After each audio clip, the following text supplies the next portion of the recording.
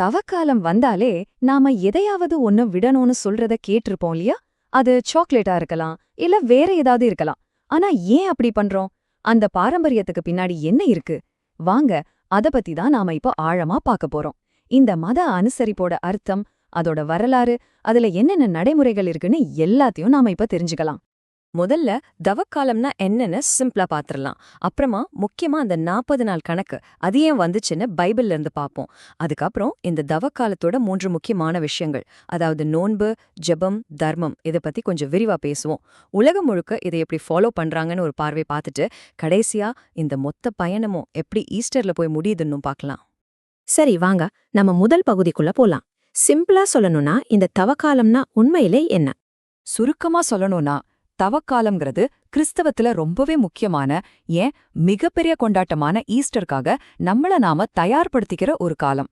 இது வெறும் சடங்கு மட்டும் இல்ல, மனசு மாறி ஆன்மீக ரீதியா நம்மளை இன்னும் கொஞ்சம் சரிப்படுத்திக்கிறதுக்கான ஒரு ஸ்பெஷலான நேரம். இதுல ஒரு சுவாரஸ்யமான விஷயம் என்னன்னா, இந்த காலத்தோட பேருக்கும் அது வர்ற சீசனுக்கும் ஒரு கனெக்ஷன் இருக்கு. ஆங்கிலத்துல லென்ட்ன்னு சொல்றோம் இல்லையா, அந்த வார்த்தை வசந்த காலம்னு அர்த்தம் வர்ற ஒரு பழைய ஆங்கில வார்த்தையிலிருந்து தான் வந்திருக்கு. யோசிச்சு பாருங்க, வடக்கு அரைக்கோளத்துல இந்த நேரத்துல தான் நாட்களெல்லாம் நீளமா ஆகி புதுசா வசந்தம் பிறக்கும். சோ இது ஒரு விதத்துல புத்தம் புது தொடக்கத்துக்கான ஒரு அடையாளமாவும் பார்க்கப்படுது. ஓகே, ஆனா ஏன் கரெக்டா 40 நாள்? வேற எந்த நம்பரும் இல்லாம ஏன் 40? வாங்க, அடுத்த பகுதியில இந்த நம்பரோட முக்கியத்துவம் என்னன்னு பார்க்கலாம். இந்த 40ங்கிற நம்பருக்கு பைபிள்ல ஒரு பெரிய முக்கியத்துவம் இருக்கு. அது சும்மா ஒரு நாள் கணக்கு இல்ல. அது ஒரு சோதனை காலம், ஒரு தயாரிப்பு காலம், ஒரு பெரிய மாற்றத்துக்கான காலம்னு சொல்லலாம். பைபிள்ல பாத்தீங்கன்னா ரொம்ப முக்கியமான 3 பேர், மோசே, எலியா, அப்புறம் இயேசு கிறிஸ்து. இவங்க வாழ்க்கையில இந்த 40 நாள் நோன்பு ஒரு பெரிய பங்கு வகிச்சிருக்கு. சீனாய் மலையில மோசே, ஓரேப் மலைக்கு போன எலியா, பாலைவனத்துல இயேசு, இவங்க எல்லாருமே ஒரு முக்கியமான கட்டத்துக்கு போறதுக்கு முன்னாடி இந்த 40 நாள் நோன்பு தான் அவங்கள தயார்படுத்துச்சு.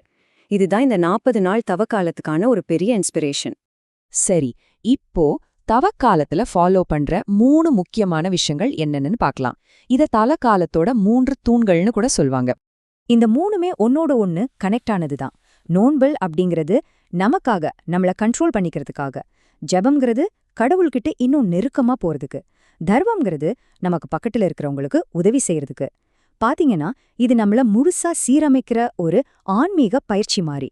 நோம்புன்னா பட்டினி கிடக்கிறது மட்டும் இல்ல, அதுல பல வகைகள் இருக்கு. நமக்கு ரொம்ப பிடிச்ச ஒரு விஷயத்த, ஒரு சாக்லேட் இல்ல ஒரு காஃபி, இல்லனா இப்போ இருக்கிற காலத்துல சோஷியல் மீடியாவை கொஞ்ச நாளைக்கு ஒதுக்கி வைக்கிறது கூட ஒரு வகை நோம்புதான். இதுல இருந்து ஆரம்பிச்சு முன்னொரு காலத்துல ஃபாலோ பண்ணின மாதிரி சூரியன் மறைஞ்சதுக்கு அப்புறம் ஒரே ஒரு தடவை சைவ சாப்பாடு மட்டும் சாப்பிட்ற கடுமையா நோன்பு வரைக்கும் பலவிதம் இருக்கு. மொத்தத்துல நோக்கம் என்னன்னா சுய ஒழுக்கத்தையும் தியாகத்தையும் வளர்த்துக்கிறது தான். சுமார் கிபி 400ல வாழ்ந்த புனித அகஸ்டின் ஒரு விஷயம் சொல்லியிருக்காரு. மத்த நேரத்துல நோன்பு இருக்கிறது நம்ம விருப்பம், ஆனா தவக்காலத்துல நோன்பு இருக்கலைனா அது பாவம்னு சொல்றாரு. இதை வச்சே நம்ம புரிஞ்சுக்கலாம் அந்த காலத்துல கிறிஸ்தவர்கள் இந்த தவக்கால நோம்ப எவ்ளோ சீரியஸா எடுத்துக்கிட்டாங்கன்னு. இது அவங்களுக்கு ஒரு ஆப்ஷன் இல்ல, ஒரு முக்கியமான ஆன்மீக கடமையாவே இருந்திருக்கு.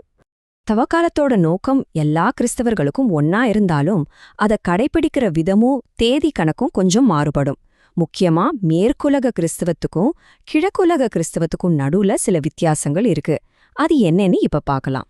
மேற்குல கிறிஸ்தவம், அதாவது கத்தோலிக்கம், புராட்டஸ்டன்டிசம் மாதிரி பிரிவுகள்ல தவக்காலம் சாம்பல் புதன் அன்னைக்கு ஆரம்பிக்கும். ஆனா அவங்க அந்த 40 நாள் கணக்குல ஞாயிற்றுக்கிழமைகளை சேர்க்க மாட்டாங்க. ஏன்னா ஒவ்வொரு ஞாயிறையும் ஒரு குட்டி ஈஸ்டர் மாதிரி கொண்டாடுவாங்க. ஆனா கிழக்குலக ஆர்த்தடாக்ஸ் கிறிஸ்தவத்துல இது தூய திங்கக்கிழமை ஆரம்பிச்சு ஞாயிற்றுக்கிழமை உட்பட தொடர்ச்சியா 40 நாட்கள் அனுசரிக்கப்படுது. சோ கணக்கு பண்ற முறையில ஒரு சின்ன வித்தியாசம் இருக்கு. சரி, இப்ப நாம இந்த தவக்கால பயணத்தோட கிளைமேக்ஸ்க்கு வந்துட்டோம்.